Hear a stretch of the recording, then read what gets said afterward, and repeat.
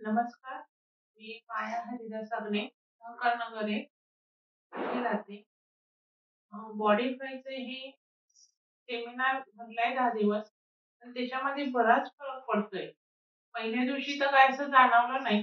पण आता 8 दिवसामध्ये माझा जो हात होता, हा बॅकअपला, हा लवकर येत नव्हता आणि इथे फार दुखत होतं. मसल माझं वर आलं. तर मी त्याच्यासाठी दवाखाना सुद्धा केला. मी फिजिओ पण घेतला, पण एवढा फरक जाणवला नाही. पण ह्याच्याने मला थोडा तरी फरक जाणवतोय. ह्याच्यामुळे मला बराच फरक पडलाय.